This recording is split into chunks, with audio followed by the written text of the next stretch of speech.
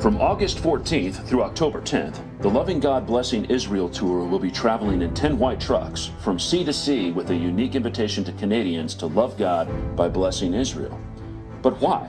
What is this tour all about? To understand the call that the Lord is issuing to Canada, you have to step back in time to the Holocaust, a time when the name Canada meant something different to the Jewish people. You see, the Holocaust was not only the systematic murder of millions of people, it also represents the largest organized robbery of all time. The Nazis had a diabolical system put in place to dispossess the Jewish people of their wealth before murdering them. At Auschwitz, Jews would arrive by train and would be systematically separated from all of their worldly possessions. Their jewelry, clothing, bags, even shoes were then sent in trucks to Canada, a collection of 30 massive warehouses where up to 1,000 Canada commandos were forced to loot, plunder, and ship anything of value back to the Third Reich. To the prisoners, Canada represented prosperity, so they ironically named the warehouses Canada because of the vast amounts of wealth collected there. They watched helplessly as their wealth and possessions were taken away by trucks, only to wait in anguish for their inevitable end at a camp that sole design was to bring about the death and destruction of the Jewish people. As the Lord says in Isaiah 42, "This is a people robbed and plundered. All of them are snared in holes, and they are hidden in prison houses.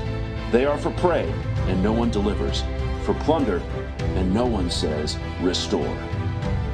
But out of the ashes of the Holocaust, against all odds, the Lord has replanted his people back in Israel, the land he promised to give them.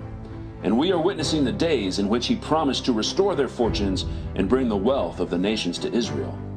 Now is the time to join together and speak comfort to Zion. Now is the time to deliver a message of hope and peace instead of despair and sorrow.